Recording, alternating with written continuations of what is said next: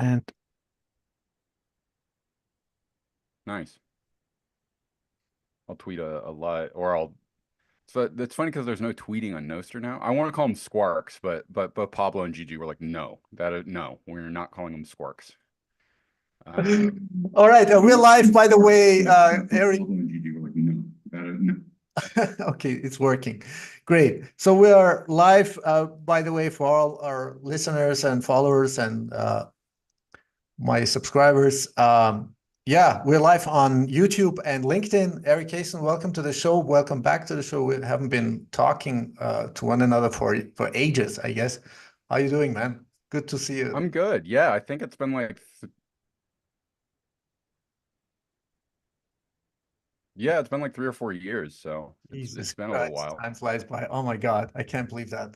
Well, I've been following you. I mean, definitely. I mean, not like every interview, but like some major ones, some conferences you were on, and I think even on Peter McCormack's some recent discussion. Listen, I mean, for people who might not know you, maybe you just you don't even have to introduce yourself, but you're someone. It's an actually insult to say you love to talk about Bitcoin philosophy because you're one of the few ones or one of the handful ones, less than a handful ones, who really cut through the chase, don't bullshit around. You have a holistic understanding, what's the root causes of all this shitty, fucked up, satanic, whatever, criminal, beyond words symptoms we have in experiencing as a species, as a humanity. And you're just so articulated. So I don't know. Do you want to add something about that, like for people who might not know you? Thanks. I appreciate the accolades. I've been involved with Bitcoin for more than a decade. I was at Coinbase early, and then I helped build Unchained. And to me, it was never about number go up. It was very clear to me that Bitcoin offers, really kind of the most important solution to the general suffering of our world today. And for a long time, I was in my philosophical journey. I felt like I was really struggling to understand like what my real question was, and I finally really come to the conclusion of that.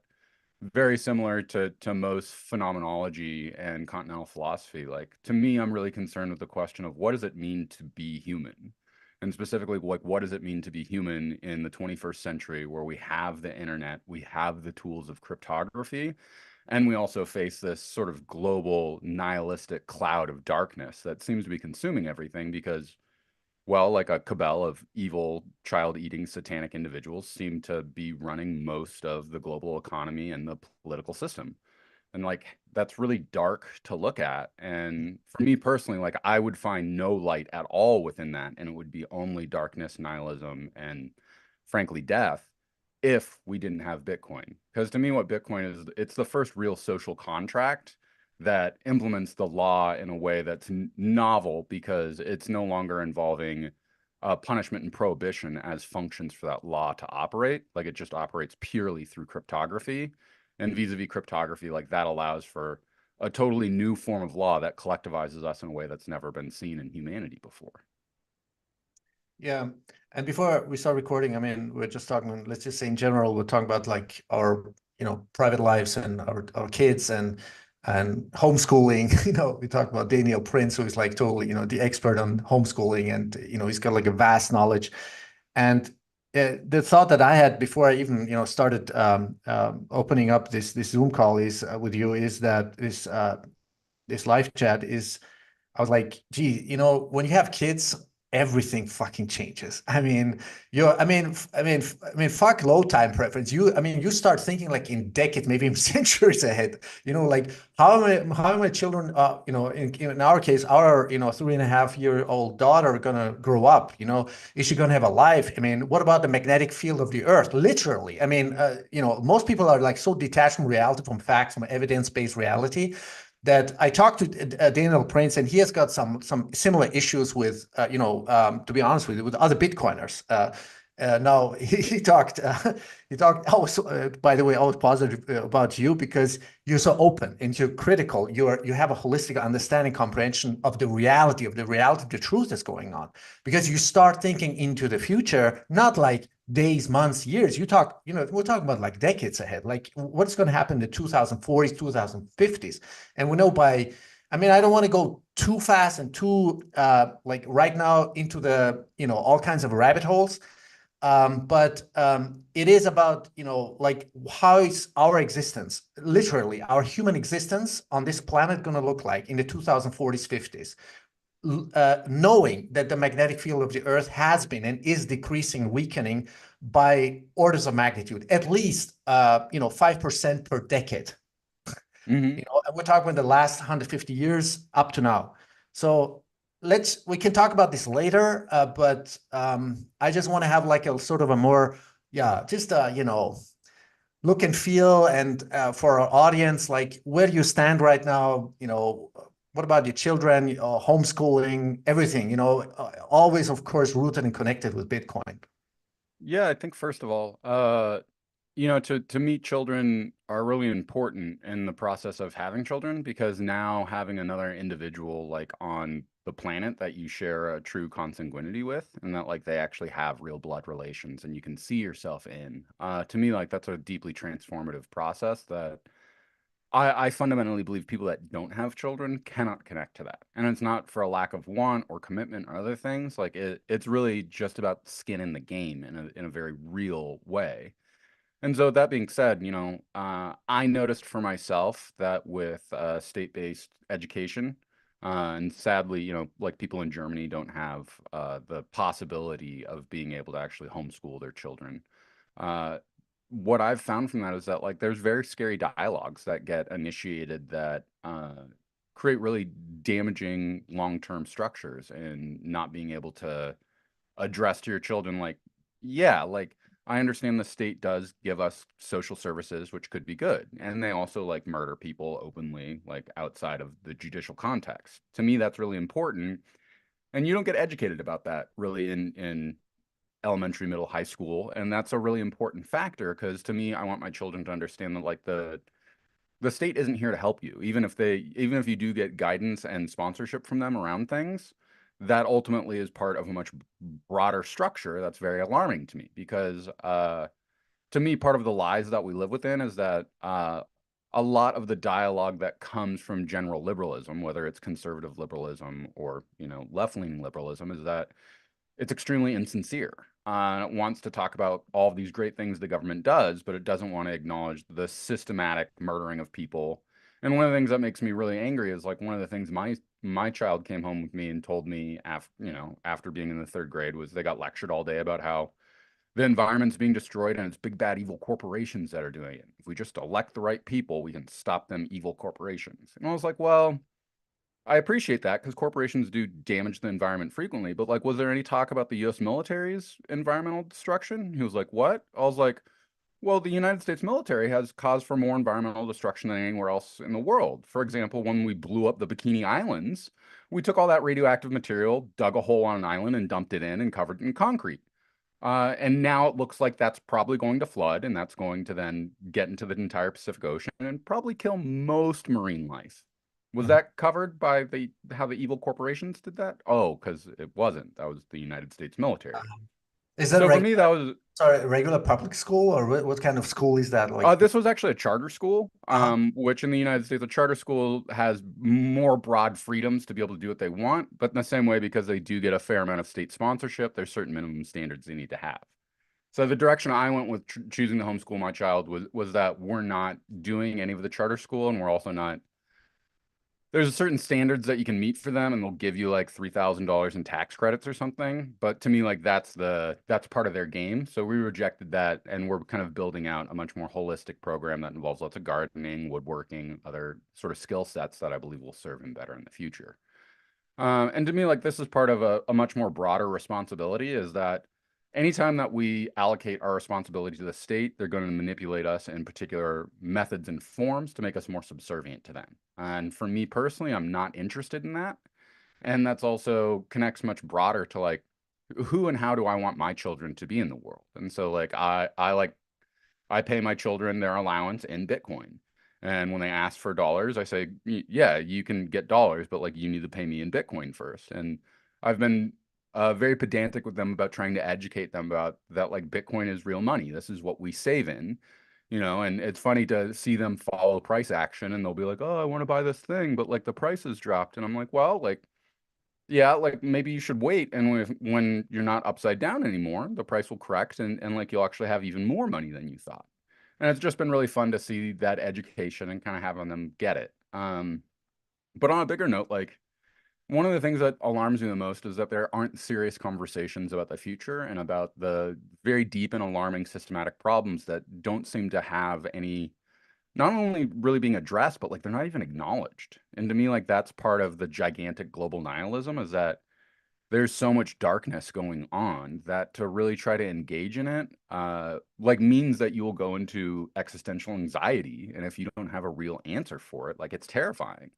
And that's why like I can't have conversations with most normal people about this stuff because they will flip out when they start looking at all of it and they don't have a meaningful answer. And to me, that's really what Bitcoin is that when you look at all this darkness and you go, Jesus Christ, how do we address any of this in a meaningful Exactly. way? Yeah.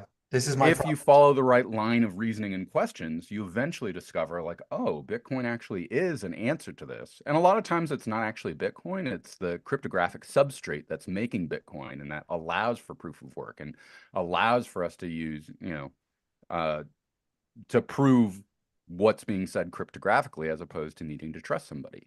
And that solves a lot of endemic issues in our world today. And to me, like it's fundamentally about the systematic structure of law itself, which I am of the belief that like we lost the law a long time ago. And the finality of the closure of law was September 11th, 2001, when the United States state of emergency essentially said, hey, if we believe anybody on the planet is an enemy combatant, whether they're international citizens or Americans, we can capture them and deprive them of habeas corpus. And to me, like that's the collapse of the law itself. And so, how do we actually address that in a meaningful way if democracy has any meaning whatsoever? Do you have the feeling or impression that, uh, let's say, I don't know, a certain percentage of people have suddenly like woken up through whatever, would it be, all this COVID scam or, the whole bioweapon injection thing going on? I mean, any talk on any topic, do you have the perception that anything has changed or people around you have woken up, but not maybe not admit it, but somehow they know, but they won't admit it, or maybe they're afraid of losing face, or what I'm saying? Yeah, and COVID really initiated that in a really powerful way, and it woke a lot of people up to being more curious. And I've actually found that that's widened quite a bit since COVID, particularly with the way that like it just sort of it was like, oh, like I guess the pandemic's done, and I was like, well, what happened? Is the virus gone? They're like, well, no, and they're like, huh, we just like screwed up the entirety of our lives for the last several years based on what seems to be a lie.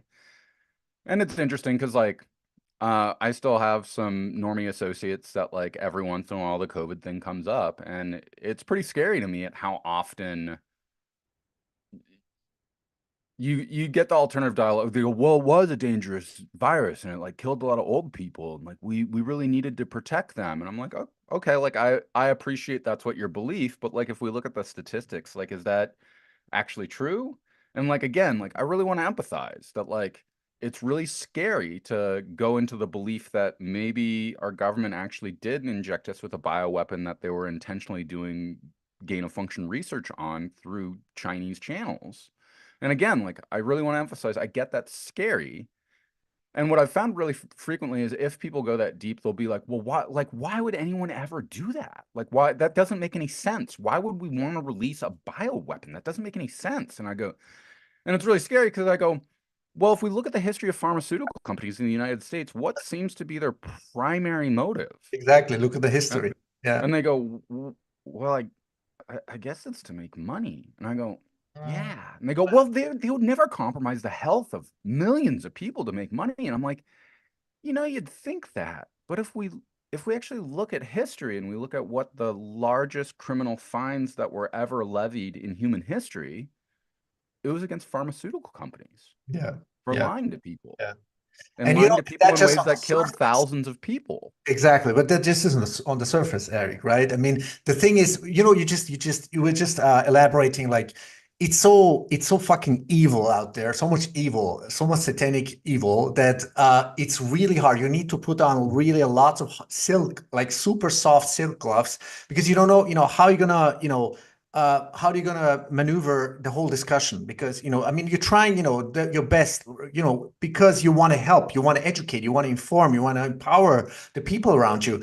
But like going into too much or too fast into the rabbit hole, it ain't working. I mean, maybe you can plant the seed, and maybe in a few years, if it's not too late by then, and usually it is, as we know, most of our friends, family got all injected, and now they're seeing the consequences, or maybe they know people at least, who got sick or died or whatever. But I'm saying, it's just so much, it's overwhelming. So I guess, do you start off like with the I don't know, maybe with the lowest hanging fruit of pain point? Would it be, monetary debasement, inflation, something like that? Because when I go to like an organic store like nearby, there are people, most of these people are actually critical, relatively open-minded. So you know where, you can talk about, a lot of stuff. And there was actually a lady in that store where I was talking to the owner, the lady, the owner of the store, about allergies and all kinds of stuff. And then all of a sudden, that lady who was just a customer of that shop, started, clinging on to the discussion. It was amazing. And she started, and we were talking like, started about talking about like, general vaccines up to, and she was like, I'm like totally like in awe, shocked, like she's totally informed about, like systemic pedophilia, blackmailing, adrenochrome harvesting. I'm like, what the fuck, like, who is this lady, So there are some really, really very few people whom you can start talking, you just sense it. So yeah, just to close that loop, and like, To me, a lot of that is just feeling it out and seeing where they are. Like there's certain people I start talking, and it's very clear to me that they're unavailable at all. And if I try to go past like, hey, like how's the weather today? Like it's probably going to be contentious. And what I've found a lot of times is like if I get as deep in the example as I have, and they go, well, like it doesn't make sense. That's evil. Like I always return to like, well, like what actually is evil? And we start to talk about it. And I go, well, I look to Hannah Arendt a lot, and like what she talked about with Eichmann in Jerusalem, where she pointed out Eichmann, who like shipped people off for the actual Holocaust, when he was approached with the ethical question of what was going on, he was fundamentally incapable of thinking about it. Like, and that was like the same, like, look, like, whoa, this is too big. I can't talk about it like a lot of people do. And that really shows to me like that's what the nature of evil is. It's fundamentally unthinking. It can't self-reflect, because if it could, it would understand what it was doing. So to me, the question when we approach and confront evil, it's not about understanding it or its reasoning, because it doesn't have reasoning. Well, all we can do is, in the face of that, choose how we're going to respond. And so for me, with, whether it's state mandated education, whether it's engaging in the political climate, or if we're talking about vaccines or anything, like I personally see the evil for what it is. I don't trust it. And furthermore, I don't trust it because I can see the history of facts and evidence that go with it. So for me, I've made my decision over here about what feels comfortable and safe for me. And I hope other people will respect that. And I find it really interesting when people try to do like, well, you're not going to get your vaccine, so like you're not going to love and protect everybody else around you. And I go, well, that feels very disingenuous to me, because like my body, I can choose to do what I want with it. So like, let's say I have cancer and I don't want to get chemotherapy. Should chemotherapy be forced on me because I don't want to do that to my body? And it's kind of interesting because a lot of times, like, I'm not interested in being right. Like, I'm kind of interested in really digging into the questions, and because, like, I'm curious if you're right. Like, I could be wrong, and I'm open to being wrong. But like, there are a whole series of things here that don't seem to add up, and one of them is that myocarditis was like a relatively rare heart disease that people had before COVID. It's now much more common and seems to have increased about 20-fold. There seems to be a direct relationship there. And like, I'm open to it being something else, but that doesn't actually seem to line up. And again, that makes for some really dark shit. But just because it's dark, that doesn't give me a right to turn away from it and lie to myself. And more like, I'm really realizing most people are intensely emotional cowards. And like that's just how we've been raised. Like we're not taught to do many things that are difficult or a struggle or that feel uncomfortable. And so like I personally believe like if we're feeling a lot of discomfort around something, that's probably something to take a better look at. And so for me, like I feel quite comfortable with my holistic worldview, and I feel like I actually have a real philosophical understanding of how I want to choose to live and interact with the world. Most people I feel like have never actually reflected deeply or thoughtfully on the questions of what does it mean to exist? Like, what does it mean that my government steals my money to murder other people? Like, what does it mean that we're all taught to repeat these lies to each other and believe them without really actually entering into critical thought? And to me, like, that's kind of the big overarching thing that Bitcoin asks us is like, what does it mean to be in this world where we do have the internet? You and me can talk halfway around the globe to each other, and we can use encrypted communication to keep our communication private, secure, and use that to actually support our wealth. To me, that seems to resolve some very, very profound questions about our world, but it also demands each of us to take individual responsibility for ourselves, our family, and our communities in the ways that we really want for ourselves outside of the purview of the state and governments. I mean, I'm pretty sure that you and your wife, or me and my wife, we are like super aligned, right? I mean, when it comes to ethos, to understanding, comprehension, knowledge, certain principles, or I don't know, or critical thinking, critical questioning at all, right? So we're like super happy sometimes, to meet people or to get to know people, would it be strangers or within our friends or communities or families, who open up, or maybe who, might have been, planted the seed and now they're starting thinking critically. But, it's always great, to get to know these people. So, and especially if they have children, that changes the whole, dynamics, right? Because we invite them over, for grilling, barbecue. It's great, and you don't have to like think three times, like, oh, should I talk about this? Should I not? I mean, it's like so frustrating, and you don't even know where to pick them up. I mean, what kind of? I mean, it's so frustrating because they have like such a huge gap, such a huge lack of knowledge and comprehension and thinking. It just you don't know where to start, right? So yeah. Yeah, and it's intimidating and difficult because like I only feel like I got to the conclusions I did from like a decade of very difficult work of diving into stuff that I didn't understand well or just starting with Bitcoin, like my whole education was originally in modern monetary economics, from fundamental fiat theory. And so going through that, very similar to what we were talking about state-based education, I found that after university, I had to go through all the Austrian economics and read about true economic theory and how the subjective theory of value actually like builds out the entire market-based economy. And I realized like, oh, like all this stuff that I learned from Keynes that I thought was really good, it turns out that like that was actually like super evil. And like when he talks about like, oh, like we're going to engage in modern monetary theory to stimulate the economy and the government can bias the economy to growth. And like that's all true. But when you pull back the layer, it's like that bias is to like make nuclear weapons and like build surveillance technology. And essentially it augmented the entire economy in such a way that it became subservient to the government and first and foremost develop technologies to empower them more.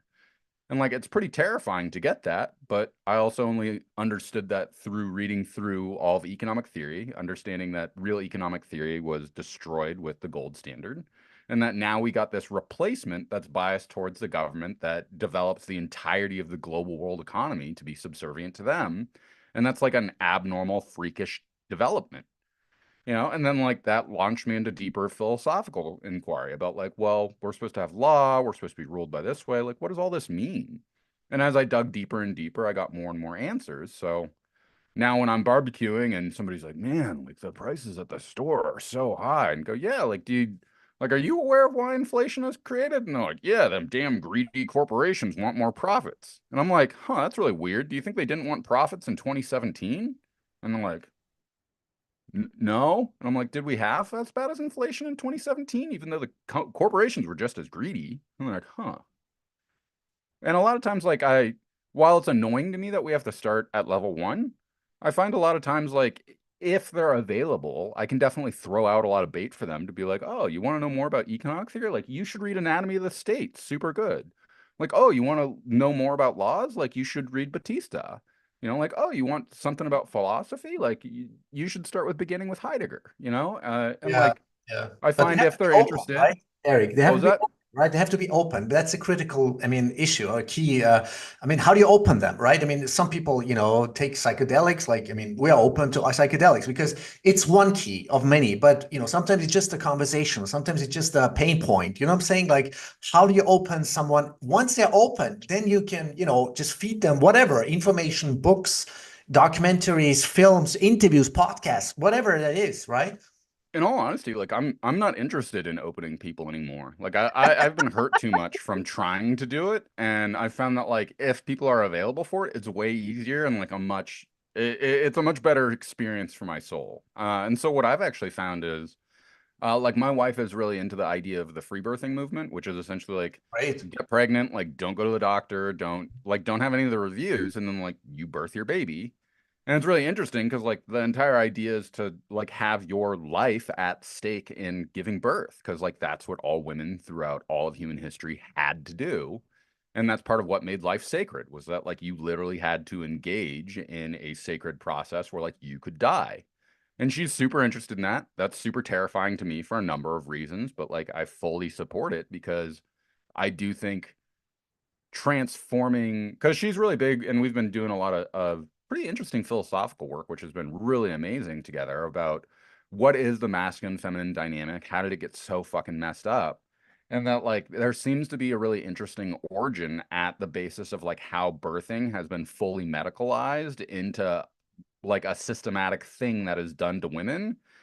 And for her, it's like as a woman going through this, like you feel systematically raped, you feel incredibly disempowered. They try to pump you full of drugs. They try to make the entire experiencing fucking terrifying, as opposed to like a deep spiritual process of that, like you are giving life to another being and you are transforming your own body to bring them into the world.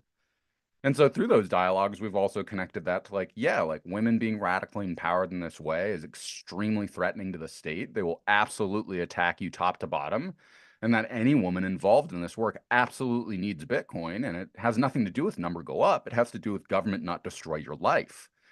And that's where I've found more and more touch points for me. That's been really cool is whether I'm meeting psychedelic practitioners or individuals that are like doing unlicensed rolfing therapy, or it's a lot of people just into like weird esoteric stuff, and they tend to be more spiritually inclined. And I've just found that that's an awesome point of contact because a lot of times I go, wow, like you seem to be with it. Like, what do you think we do about like global endemic wars that like we can't vote on to end? And they go, yeah, it's fucked. Like, I really wish I was empowered around it. And I was like, what if there was like a money that you could actually own that they couldn't steal from you? That like if you want to get paid under the table, you can. Like, what would it really mean if you could connect up your community in a way that like governments couldn't actually get in to exploit and destroy what you've built?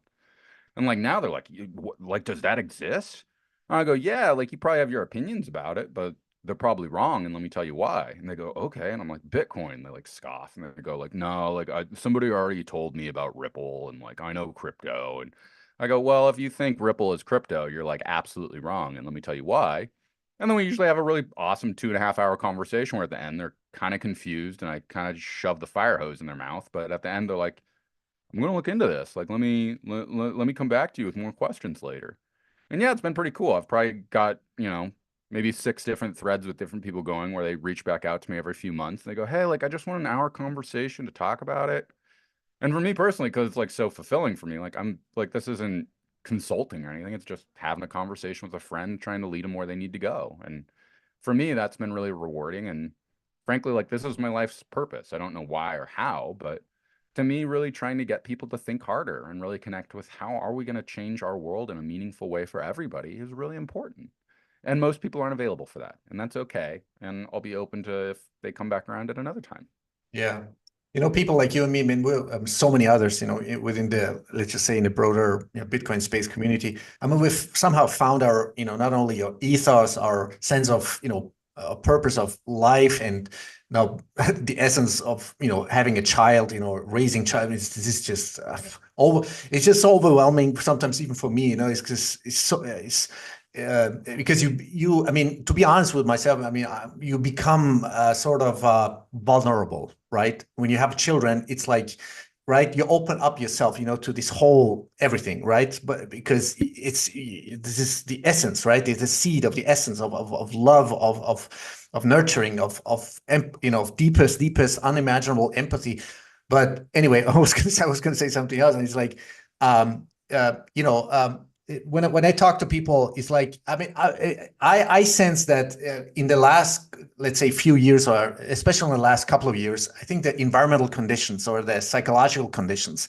Now it will always persist, always been persisted, right? The fear, deep layers, different layers, all kinds of shades of fears, cognitive dissonance, rationalization, right? But the environmental conditions have somehow, the psychology have somehow a little bit change. And I think we have a lot of people, and we have cooperation partners, we want to start off with, with this website Bitcoin 21 in Austria, like doing for free, like presentations, and going, to all kinds of communities, little towns, and doing all these presentations, like what is Bitcoin, what is money, what's inflation, right? Just pick them up like on a general level.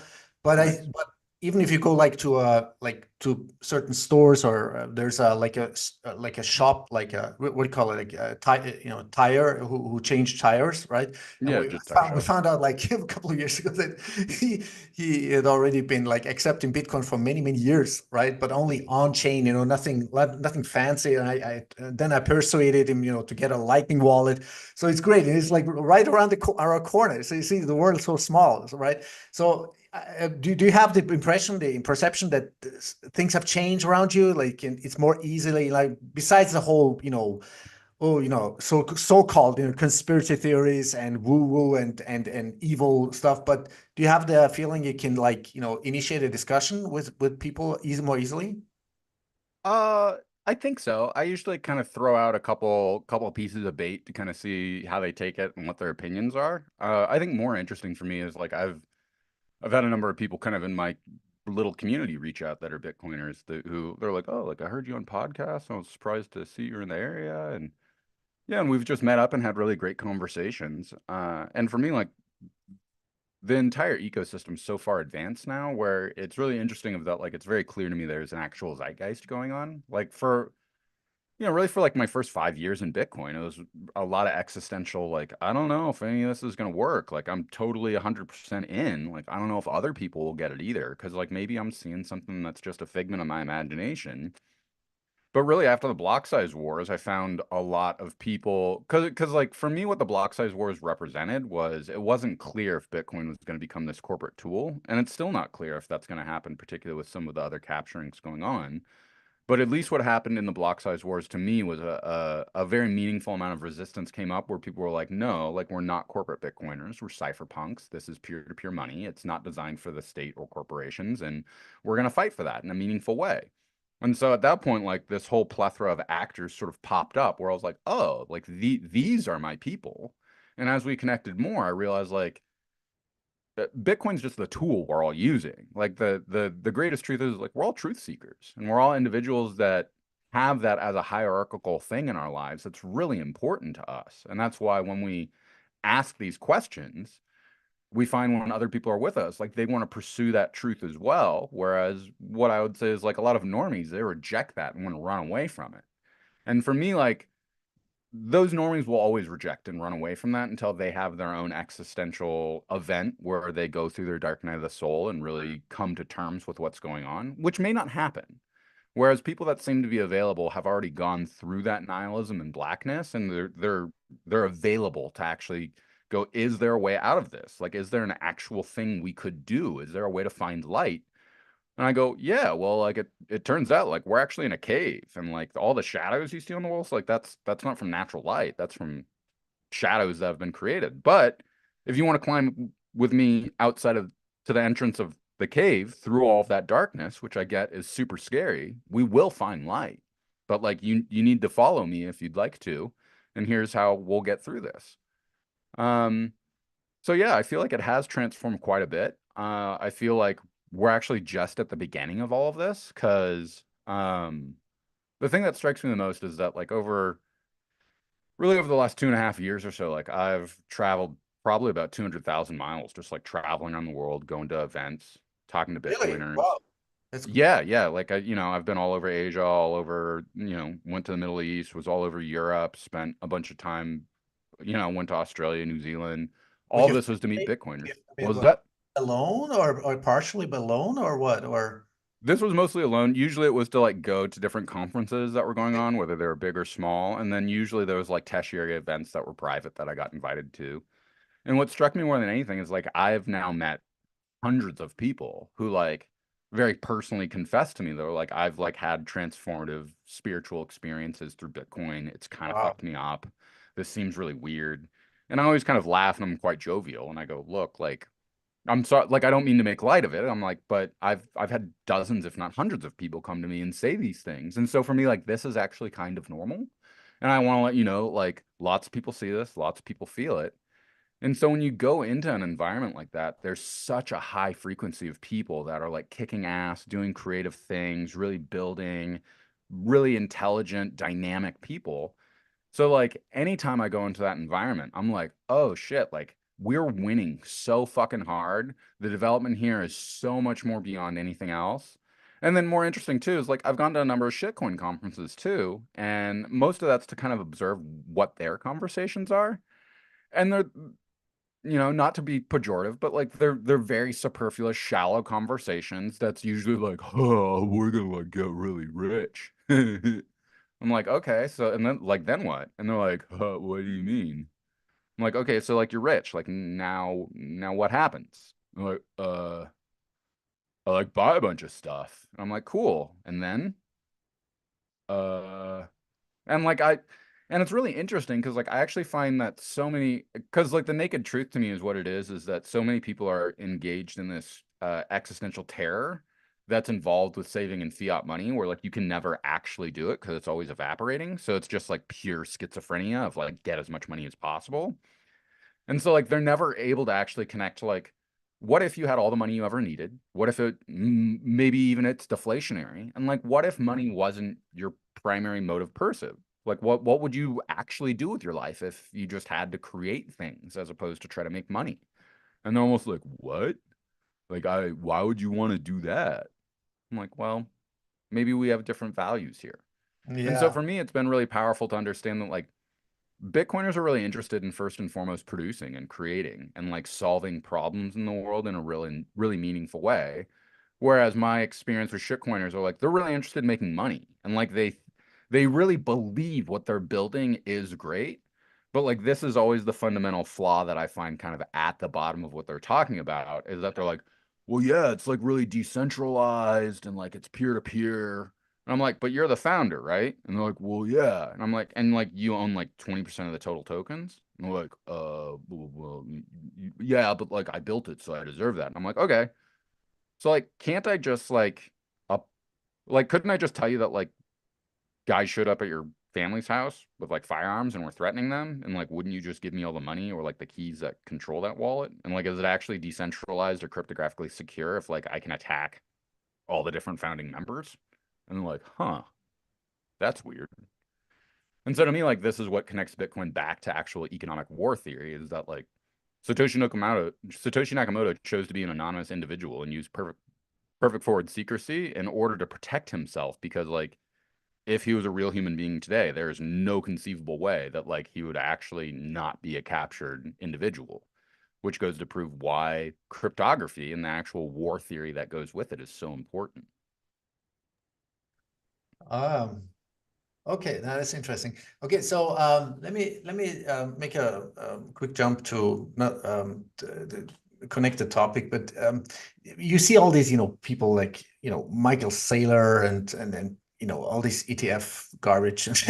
I mean this whole co-opting and there's discussions with Whitney Webb and Mark Goodwin. I think is her Yeah, corporation me and partner. I me don't, and Mark are we're yeah. close, and we've had Oh, a really? number Are of you? Yeah. yeah, like last year in Amsterdam, me and him hung Okay. out for Because there's been some like criticism about, lately in I think one of the last recent discussions or articles that they co-wrote or something like that, you know, uh, might be that, it could be, that Whitney Webb is not real, Bitcoin. And so, so be it, but it's like, I think the criticism is like, it's like too much doomsday scenarios, but no constructive like solutions. But it's like, and some people say, like hardcore, Bitcoiners, they say, she hasn't really understood the essence or the ethos or the principles behind Bitcoin. I mean, I don't know. Do you want to share your thoughts, or is there any? Yeah, I mean, I think she does. I think Mark also gets it, like Mhm. Mark more so than a lot of other people. I think that they bring up very strong criticisms and worries that are very real. Like to me, like right now in Bitcoin, we are going through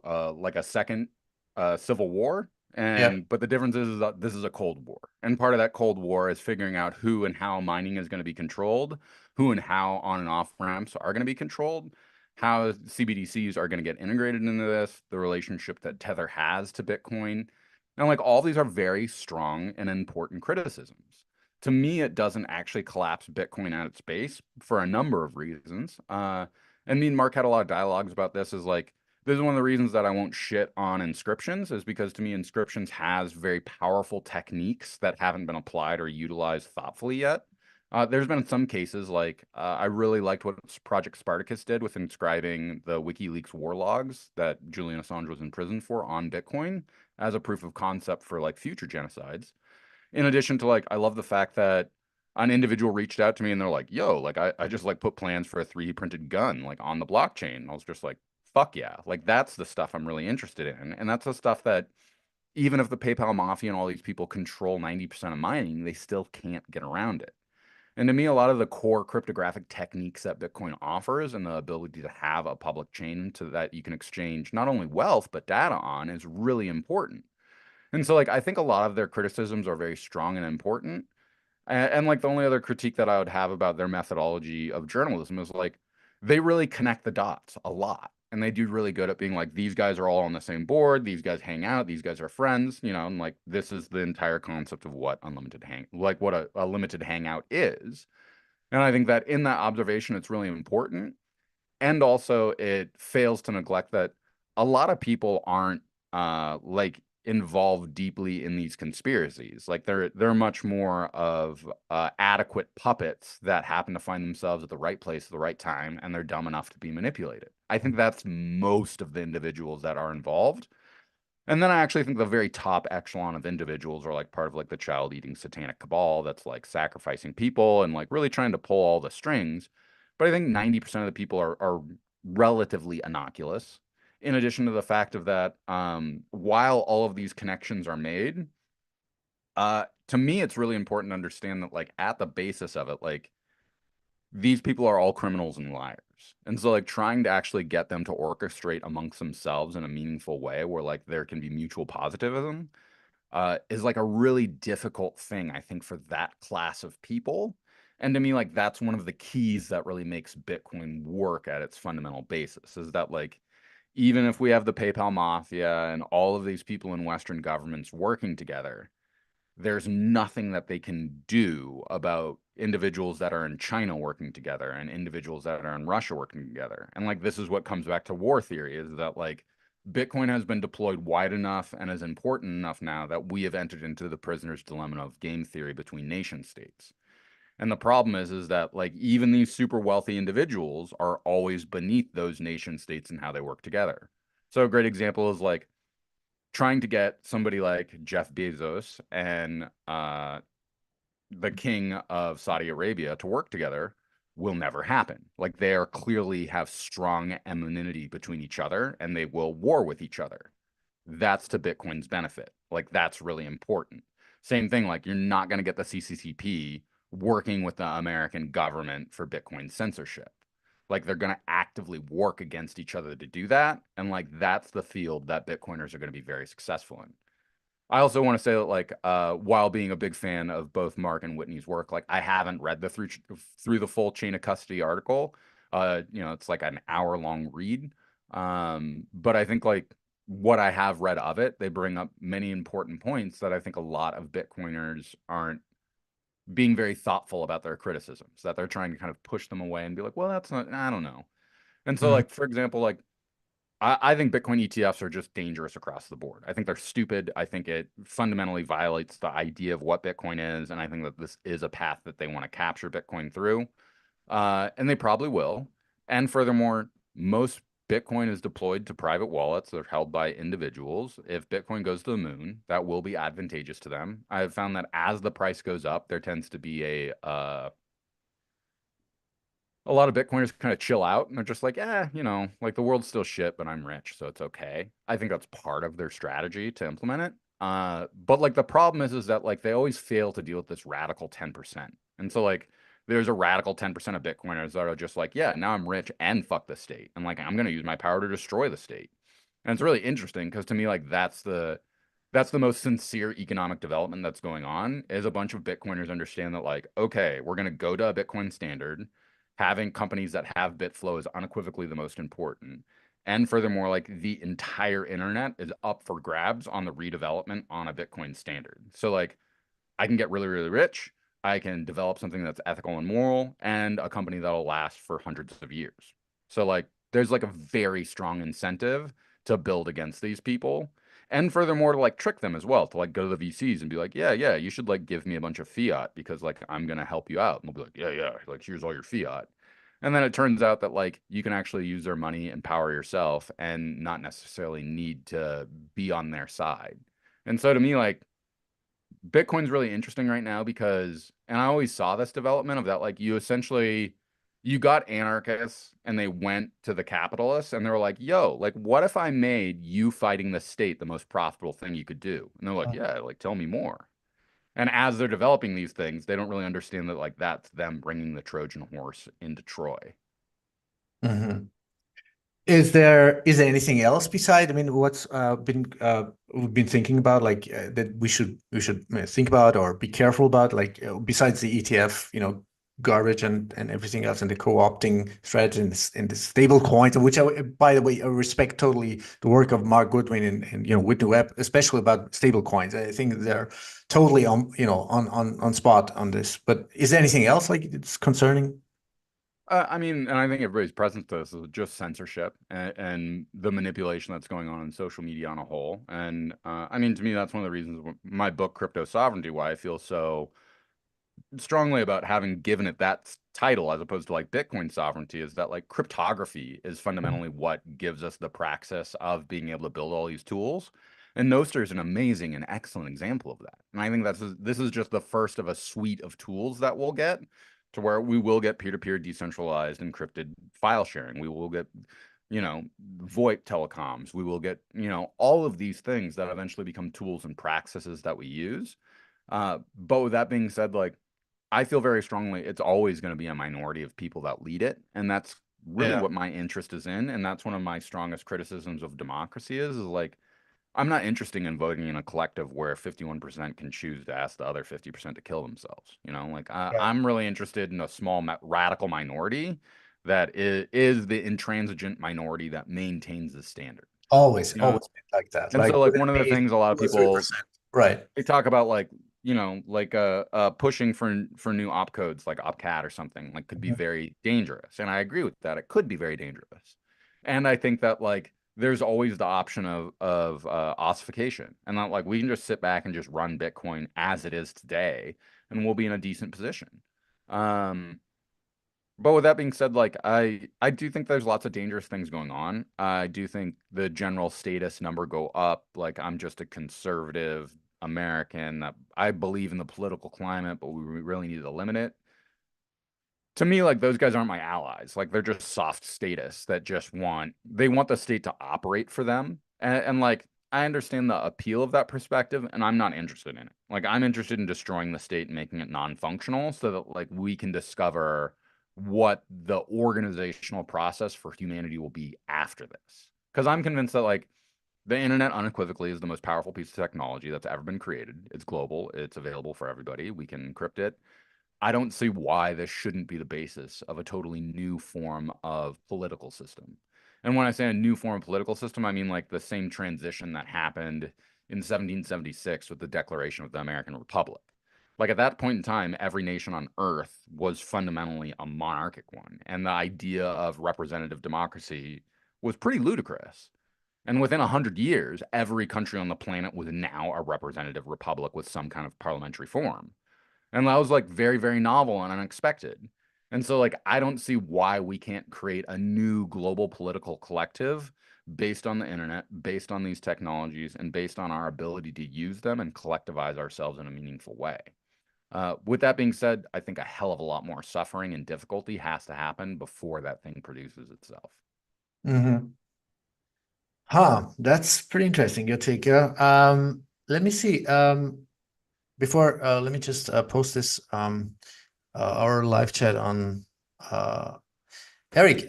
So do you see? I mean, you just mentioned Nostr. Now, when we come to Bitcoin, of course, of course, the usability, user friendliness, user interface. I mean, has enormously, I mean, improved, right, within the last years, right? I mean, exponentially. I mean, it's become so easy, so much, so smoother. So, do you see that same process? I mean, or are you satisfied with the speed that it was going with Nostr, the peer-to-peer, decentralized, censorship-resistant, a sort of social network? Or do you think it should actually go even faster than that? I mean, I mean, whether I want it to accelerate or not, I don't think I'm going to make a hell of a lot of a difference about it. What I'm most excited about is that like it just exists, and like this can't go backwards. Like right. we can't just suddenly destroy the Nostr protocol. In addition to the fact of that, to me, like this is the most interesting part is where there's now this whole form of thought where people go, oh, like we have these like cryptographic tools. We like have a way for people to have social media peer to peer being anonymous, like what can we build that? And we're like seeing people like, oh, like here's this new market, like here's a new kind of GitHub, like here, there's all of this cross pollination on experimentation that I think is going to keep getting more and more robust and more powerful. And to me, like this is what the fundamental bloom that the cypherpunk movement seems to be offering is that like people get that encryption technologies are the most powerful thing they can use to fight state surveillance and empower themselves. And there's like a whole litany of really interesting, creative, and powerful ways to do that that we're just starting to scratch the surface of. And so, like, one excellent thing that was really amazing to see was like, the state was coming after mixing services. It was very clear that Wasabi had a gigantic target on itself. And because Nostr had been developed, it was just in time for them to go, oh, like we can actually just like essentially marry Wasabi and Nostr together. So like you can find other people to mix with who are anonymous and like very novel way that the coordinating problem was now solved that kind of like just in the nick of time made it so that like Wasabi had actually made itself obsolete. And it was really amazing and interesting to see that. And I think we're going to see a lot more stuff like that. In addition to like the brinkmanship that the state is operating in, particularly with like, hey, this dev like made this thing we don't like, let's throw him in jail. It's like, well, thanks guys. You've like made it very clear that like if you develop a tool that the state doesn't like, you can go to jail. So Right. what should you do? Oh, you should be an anonymous developer and you should launch your tools without any identity behind it. Exactly. And like this will continue to happen. Same thing like turns out I say like you shouldn't get vaccinated on Twitter. I get totally censored. It's very clear that I'm shadow banned. I have no interest in going back to Twitter. I post everything to Nostr now. And I get great traction. People, I have real interactions with people that are really great. Like it's fulfilling. And it best is that I can't be canceled. And to me, like this is the constant brinkmanship that the state, you're muted, so I can't hear you. But this is the constant brinkmanship the state is engaged in. That's they're actually causing for the acceleration of all of this much quicker than anybody would have expected. Very much in line with the sovereign individual thesis of that, like as states clamp down, people are pretty much going to be like, well, these people suck. The people over there are doing cool stuff, so I'm just going to move over there and hang out with them and keep building what I want to build. Yeah, and especially in Nostr, you don't have all this crappy, fucked up algorithm and all kinds of, selective. I don't know. Well, It's I'm so like, yeah. so like I was feeling, I just noticed how much I was feeling angry from going on Twitter and how Mhm. much I was really, I just wasn't feeling good about it. So in August, I was like, you know what, I'm going to take a total break from social media, except Nostr. I'll keep posting on Nostr and interacting there. I found from coming away from that, I was like, I really like Nostr because like it feels like a small house party. Everybody's pretty sociable and nice. There's a couple assholes, but they're easy enough to mute. Uh, And then I went back to Twitter and I was like, God damn. I was like stuff is just fucked up and hateful here. And in coming back, I was oh, like this is the algorithm doing what the algorithm does. Like it wants me to watch a gore video, and then it wants me to see a contentious debate on Twitter, and like it wants these extreme emotions that it can take advantage of, so then it can try to sell me shit. And I just realized I was like, oh, like this is so removed from what social media was. Like this isn't what MySpace was in 2004. This wasn't what Facebook was in 2006. Like we used to want to just connect and Yeah. share and interact. And now with how essentially the brain cycles and the algorithms have made themselves more extreme, it's this weird ego thing that's going on that I don't think most people are aware of how much the algorithm plays on that and manipulates you through it. And I think really getting a chance to detox and step away and then come back into it and seeing what it's giving you and how those emotions affect you. For me, it was pretty extreme of that. I was like, oh, like turns out that like all of the violent videos that Twitter wants to show me actually like makes me feel pretty angry inside. And even when I set my phone down and spend time alone, I still feel angry about that. And I was Mm. like, is this really something worthwhile in my life? For me, the answer is no. And furthermore, like I really like social media and getting to connect in that way, but like this was so detrimental, I can't do it. And that's why Nostr is really great, is that like I'm now empowered to like have my own feed to be able to use whatever client's giving me the data that I like the most. In addition to the fact that like I can say whatever crazy shit that I want, and I know that nobody's gonna cancel me for it. So for me, it's been really wonderful in getting that like this is here, other people want that and they want to participate in it.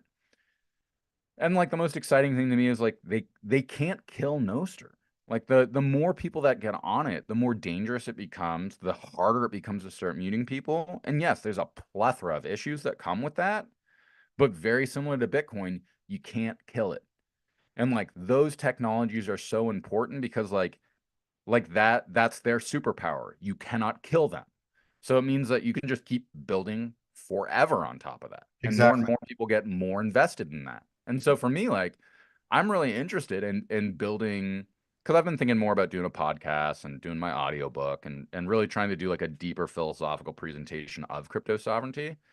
And I'd really stepped like I'd been preventing myself from doing that because I didn't want to engage in all the social media and trying to promote and like all this bullshit. I was like, I'm so uninterested. And Nostr has just given me this really novel thing of like, well, shit, I can just live stream on Nostr, post all my stuff there, and people can zap me as much as they want or don't want to, and it'll just be a fun thing that's really about my engagement there. And I also know that I get to build all this content and it's not in danger. You know, like I recently saw that Nico with Simply Bitcoin, he was canceled on YouTube Hmm. after years of hard work and That's building. Just so fucked up. Well, what yeah, reason? you just get What, killed. what was the reason? I mean, I Oh, still. so well, you violated our terms of services, which is Geez. like a Okay. 50-page Okay. document. So Yeah. who knows? Yeah. I mean, Candace Um, Owens got, censored. I mean, to a lot of people. I mean, recently, because of whatever. If you just say one word, like one, you know, critical word. Well, and Anyway. to me, like, this is really dangerous because, like, if I say some of those uncritical words, like, one is that, like, let's say I'm advocating for really nasty political theory. Well, I want other people to be able to come to me and go, well, like, are these true? Like, is that, like, we should be able to have a real debate and you should be able to use your own knowledge and truth to go, oh, that's bullshit and I don't believe in that. I find it way more dangerous to be like, let's censor these people because like now that thing's powerful and it's like, huh, well, like they won't let me read it. So like maybe I should find it. And then they get Yeah. to read it and there aren't strong critiques of it because it's not done openly. And so like I don't know, like I find it really surprising when I actually meet people that advocate for censorship and when they use words like misinformation. And the it's funny because I always go, misinformation, that's interesting. Like how long's that word been around? Like when did you start using that word? And they're Like like, what? Like conspiracy I've always theory, used it. like And I'm conspiracy. like, really? Because I was like, I remember in 2020 that being like a really strong word that came up, and people didn't use that word before. Mhm. And then I'm like, do you think it's possible that that word was actually like put in your head in a way that you don't fully understand? Because like, what is misinformation? They're like, well, it's lies, and I'm like, well, again, is that true? Because like, if it was just lies, like, shouldn't you be able to like meet it with the truth and factual evidence that then like critiques me? And like, isn't your position all the more powerful now too? And they're like, well, no, like that's not fair because like you presenting that knowledge really obscures and challenges it in a way that's very difficult to work with. And I'm like, well, if that's if that's also true, like doesn't that actually really detract from what you're saying? Because like if you need to stop me from saying what I need to say because it disempowers what you're saying, it seems like you're actually probably not on the side of truth, and Mhm. that's kind of alarming. Right. And like usually by that point, it's pretty the debate's not going to go anywhere. But Hmm. I find it really interesting presenting these things to people because a lot of times I think they actually know what's true, but it's really hard for them to look at it. And it's really frustrating because they want to. And this is the thing I find the most interesting about modernity is that people have a very strong belief that if something feels true or if it feels good, then it must be true. Hmm. And that's one of the things I've tried to point out is like, look, like I really like the idea that the government loves all of us and wants to give us the best possible health that we can have. That's like a really nice feeling. I have to look at the fact that like the United States government sponsors sugar companies to put that sugar in our cereal, which now seems to have led to having the fattest and the most diabetically enhanced population that has ever existed. That doesn't seem to be a very loving thing to me. And again, I get that it's really dark, but it turns out that these sugar companies give lots of money to the politicians that pass the laws. Again, it sucks. It's unfortunate, but that really seems to indicate to me that the government doesn't have our health at the best interest, and it seems like they have their own pocketbooks at the best interest. And again, a lot of people don't want to hear this because it's very difficult. And it's funny because I feel like here in America, it's like a lot easier to see than it is in Europe necessarily. And I feel like because of the way the European parliamentary system works, like I think there's still a fair number of I don't know. they have good intentions, but they're so disempowered and they're so confused about how the state operates that they continually want to allocate power to the state as a methodology. Mm. And again, like I don't think that they're nefarious, but I think a lot of times they're very self-invested. Whereas in America, I feel like it's easier to just be like they want money. It's very clear they want money. We can see how they get their money. Like it's a very clear pathway. Whereas at least my perspective of Europeans, it seems like that pathway isn't necessarily as clear. Yeah, it depends on, well, what do we talk about? Yeah, but when you talk about in general, like, but European Union and this whole communist takeover of, I mean, this is a communist takeover. I mean, it's so fucking centralized. It's so dictatorial and It's pretty tyrannical. funny. It's pretty funny that you guys fell for that scam. Yeah, totally. Yeah. Listen, I want to zoom back a little bit. Like, when you look at, this whole provocation of World War III, I mean, this psychopathic, satanic Lucifer worshipping, I don't know what the word we call it, military industrial complex, whatever complex. I mean, they're pushing for. I mean, I don't know what is this. I mean, a part of the, besides the whole political clown show, like, how do you see this whole thing evolving? Like pushing for World War III, or what is this? And Israel, the systemic genocide, and we don't need to go into specific, but like, just zoom out and give me your perspective, like on this whole evolution, or I mean, like my deepest, craziest thoughts, or like where the yeah, yeah, political. yeah. Go ahead, yeah, please. My deepest, craziest thoughts are that like I actually think like we're in the event that leads up to the actual like apocalypse itself, and like I think this is all like a very deep and insane religious thing that's going on, and like I don't think that's because like it's all like magical and religious. Like I actually think that this is just the concourse of development of like what happens when evil takes over in the world because like evil's a fundamentally totalitarian thing that like wants to know everything and wants to profit and like it operates from this place of total fear and paranoia and like schizophrenia. And so that like part of this cabal that operates a lot of the power in the world, like they want they really want Ukraine because of the resources that it has, the sort of research projects that we're doing, how much Ukraine had essentially been America's bitch since we had done their coup in 2016, which most Americans don't have any clue about. Um, and furthermore, that like because of the way that we didn't have a larger ongoing war that was hurting the profits of a lot of the war economy companies that we have on the S&P 500 and shit. So like I think it was pretty natural and easy for them to make Ukraine into a place of conflict. I think since the end of the Cold War, we have made Russia our bitch so many times continuously that we thought we'd get away with this one again. despite the fact that, you know, like in the collapse of the Soviet Union, we made very clear promises that NATO would never go past Western Germany, which it pretty much did immediately. And I think for Putin, he really kind of got to like his edge, particularly in feeling embarrassed repeatedly about what was going on. So for him, this became something that he wasn't going to compromise on. There's been a lot of overconfidence and esteem in the American industrial complex, and we haven't honored or respected that, you know, like the Turks, for example, now probably are the leaders in actually being able to create drone weaponry. And that's largely from Aragon's personal project that he saw. And I think as this accelerates, we're going to find more and more people are going to get absorbed by the propaganda that's encouraging World War III and hating Russians and engaging it in ethnic and religious conflicts. It's pretty clear to me that what's going on in Israel right now is part of a campaign of ethnic cleansing that is from generations of hatred that I think will take more generations, several more generations, to get all of that hatred out and actually try to get people to operate together.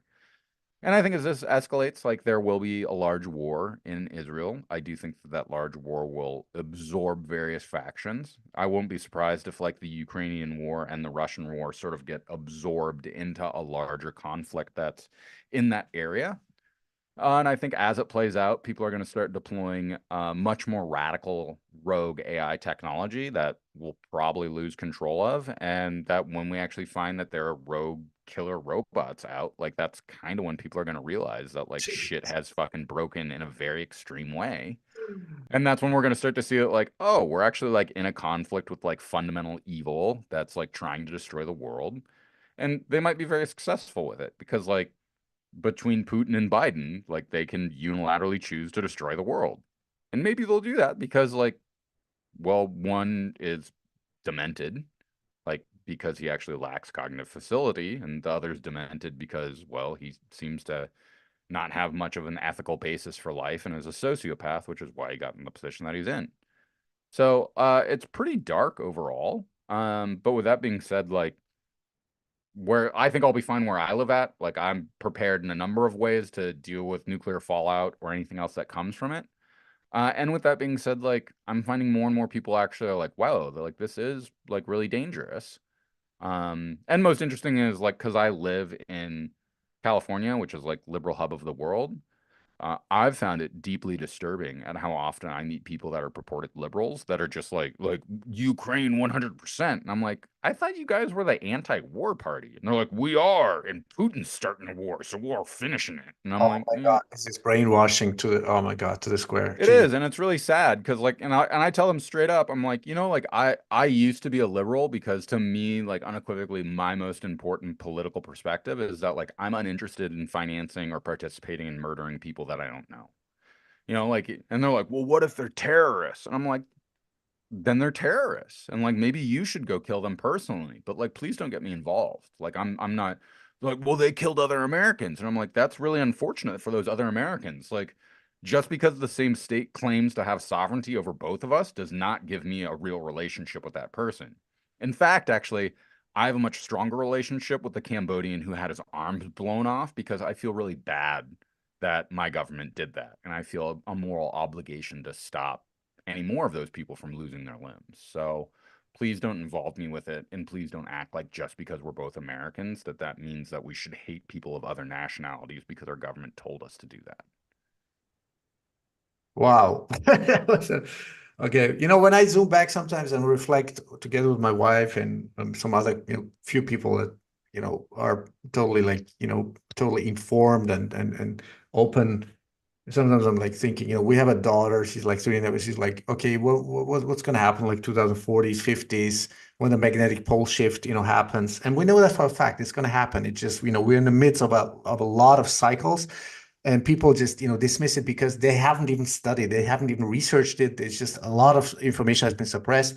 So maybe we can talk about this some other time because I think if you haven't, gone into this, into the rabbit hole of this evidence-based reality, because we watch, of course, a lot of, Ben Davidson's, suspicious observers. You might know him on Twitter or X, as a sun weatherman, Oh, and he nice. does it like super, like 100% evidence-based everything, So but the magnetic field of the Earth, I mean, is it has been and always, was the role, the function is to protect us, right? Not all kinds of sun, cosmic rays, and everything else, and everything is culminating, I think, together, right, within the next decade. So, and it's very humbling, right? I'm just trying to say it's very humbling, and I'm like, okay, is our daughter ever be able to, form procreate and have a family of her own? And this is like really hurts, Oh it yeah.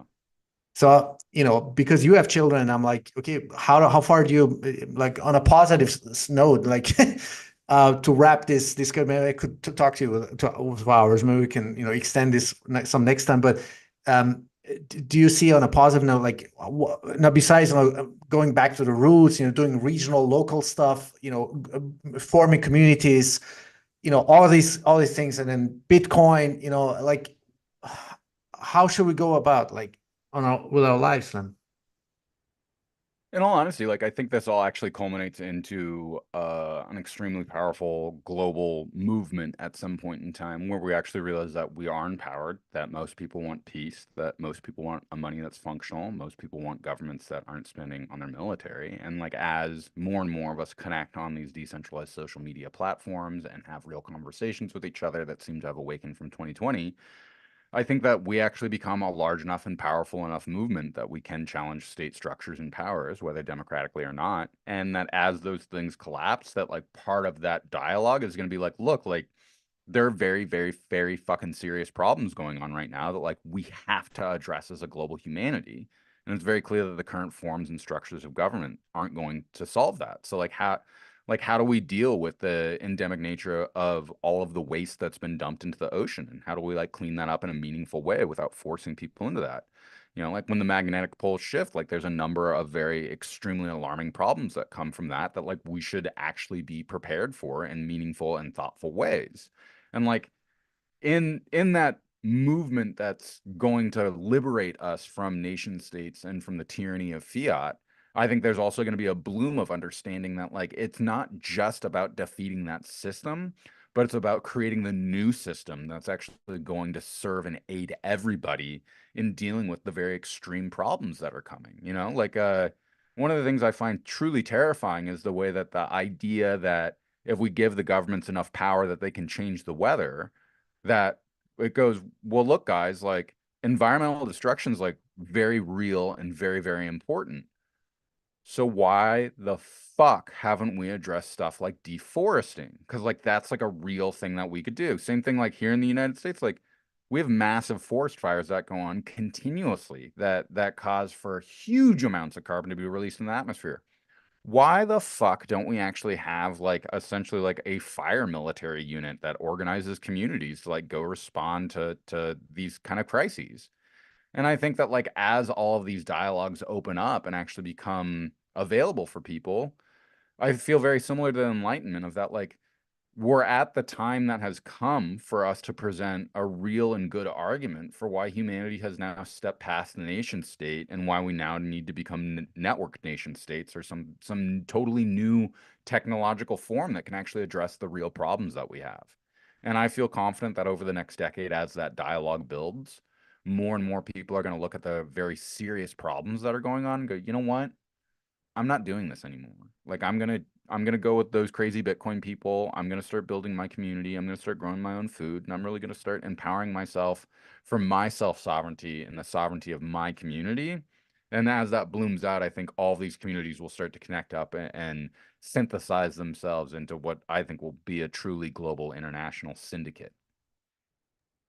What I'm really ashamed of is, of in general, I mean, of humanity's ignorance and non-critical thinking, and not being able, or because of of the whole system, educational system, schooling system, and the whole brainwashing, with the media and everything. The whole fucking system has been manipulating, indoctrinating so much, and brainwashing us so much, and I mean, they've done really a great job at that, and we're not. I mean, this is why I'm also a huge fan of homeschooling, because like once you start sending your your kids. I mean, besides the social interaction is very important. Social interaction, definitely. But like, I mean, I woke up very late. You know, I mean, I'm a total late bloomer. You know, I started questioning things very late, and I'm like, what the fuck have I ever learned in school? You know, I had great grades and and great whatever, but the thing is that the reality is that we have. I mean, I'm not. I had a long discussion on my show with Ashton Forbes and Mike Harris. You might not know them, but maybe you've heard of Ashton Forbes, who's went into the mysterious disappearance of the MH370, and Mm. that the videos are totally authentic. That's a fact now. But and it's just so much suppression, so much real conspiracies going on that it's like, Jesus Christ. I mean, what kind of technologies do we already possess, not only within the United States, but generally? I mean, in different, whether it be China, Russia, whatever, that but especially in the United States, and that could just unleash a wave of evolution, whether it be energy abundance, transportation, healing, I mean, a total prosperous, thriving civilization we could see, right? But it's just so beyond, people's imagination, let alone comprehension, that it makes me sometimes cry and laugh at the same time. So, but I don't want to, it's just too much. It's a chapter for itself, and maybe we could talk about that once you're maybe up to speed to that, and maybe you can, watch a couple of interviews with Ashton Forbes and or others. The technology is there. This is the saddest part. It's already there, right? And Sorry, I sometimes froze I out don't for a know sec. how to, cognitively deal with that, because while we are like discussing about, I mean, besides the whole CO2 scam and fraud and scientific fraud that's been going on, but and talk about like whatever so-called fossil fuels, which is not fossil, and and energy, like, oh, energy is scarce and this and that. I mean, it's so I don't know, it's a clown show. So It is, and in all honesty, like I actually think like this is sort of kind of how it's always been. You look at you look at Socrates' apology, and like it's very clear that like he was put on trial literally for like getting kids to question things, and then like in front of everybody he was like so frustrated, he was pretty much like, look, he was like, I don't know anything, but like these motherfuckers think they know something and they know absolutely nothing, and like I am so insulted by how fucking stupid everybody is, I'm just gonna kill myself right now in front of everybody. And like that set the concourse for Western philosophy for the last 2,500 years. And I think that that's still where we're at. And so for me, a lot of it's about the balance of getting that, like, most people are going to be morons that get absorbed into contemporary dialogue in life and believe that it's all just superfluous materialism. And that's fine. They'll lead their lives as they want to. For me, I'm really interested in people that are open to questioning things and the creativity that comes out of that. And like to me, I think that's the core cadre that's actually going to transform the globe as we enter into what I believe will be an apocalyptic era. I do think a lot of the insane top secret technologies will go out. It'll start transforming how humanity's evolving. And like very in line with Alexander Dugin's philosophy, I think we're going to have a process of like angelology and demonology, where essentially these extremely advanced technologies are going to give us essentially the equivalence of having access to demons that can work for us or angels that can work for us. And that in that gigantic conflict, it'll turn out that like the angels are actually more powerful, that most people are actually good and want to do well in the world, and that like when we use these tools and empowerment to actually face down evil as a collective, we'll find that like we identify more strongly and spiritually with that collective, which will also sort of redeem us from the fucking hatred and awfulness of this world, and is going to open the humanity up to a totally new bloom that not only is going to solve a lot of the very endemic problems that humanity's having, but like it's also going to get us into outer space and make us a type 1 civilization where our children will now have to deal with all of the new issues that come about from having a global humanity that's united under a new political system that's totally foreign to us. And it'll be really exciting and dangerous and threatening, and frankly for me like a much more fulfilling and big and interesting life than I ever thought it was going to be when I was a kid. right. Oh man, Eric, you know what? I mean, with your authenticity and truth speaking, I mean, I think you've sent a lot, you've radiated a lot of shockwaves to a lot of people. I mean, maybe most of them might not admit it, but I think with your conversations, discussions on conferences, I mean, I've been following you, all these years. I think you've really opened up and triggered, provoked, and inspired and expanded, people's consciousness and knowledge. So thank you for that. Really, Eric. Thank you. Well, It because feels it's really your it's good your to, really authentic articulation of the truth, right? Of the reality. And I think not so many people can have the ability to do that, like you, because you have on top of that, you understand, you have to comprehend, and you know how to, you know, like put it into words, right? And then on top of course, it's your authentic emotions that come with it, the energy emotion, right?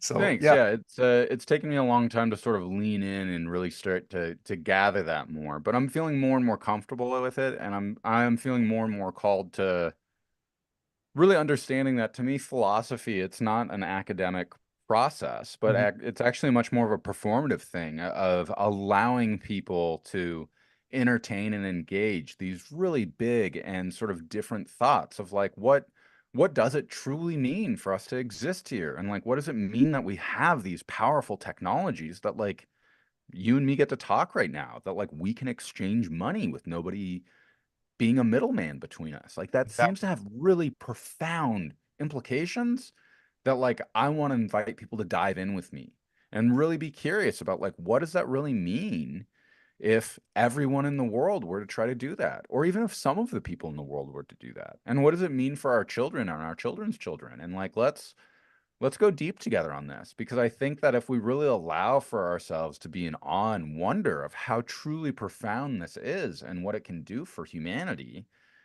for me, it's been a rescuing means to my soul to have me go, I am on purpose. I do have a meaning in this world, and I am going to continue to strive and choose to put myself out there in a vulnerable way because haters are going to hate and that's fine, but like I'm not interested in them. I'm interested in the people that want to listen and engage. And together we'll discover that there's something much bigger.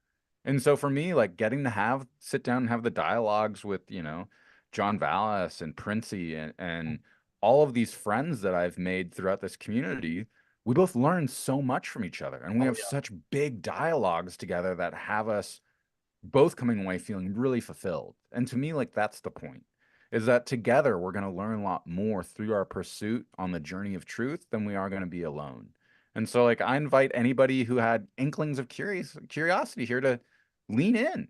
Really try to give yourself permission to learn as much as you can and to fantasize and go crazy with this, because I think at the depths of it, you'll find people really want to meet you there, and you're going to find the most true and authentic version of yourself as well. Yeah. And I mentioned, psychedelic experience. I mean, of course, it's one of many, or many keys or methods to open up, the perception to whatever, to maybe even more, real reality and comprehension and understanding and conscience and soul, as you just mentioned.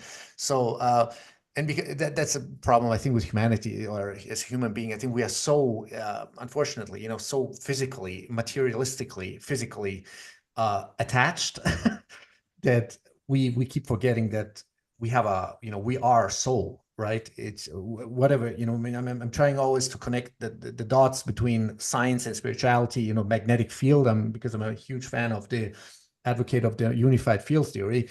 But and once you get there, it doesn't have to be this portal opener, but it can be, as you say, a conversation like this, that Yeah, and hopefully, yeah. so follow it and where it leads you to, because I promise each and every rabbit hole has a path that you can take on it, but it's just about your quest and the questioning Mhm. of where you want to go. And to me, like that's the truest course of what thinking is it's not about getting to the answer, but it's allowing for you to have that quest into seeking the answers. So I congratulate anybody who is interested and is going, you know what? They sound crazy, but I'm gonna read more about this stuff. Beautifully said.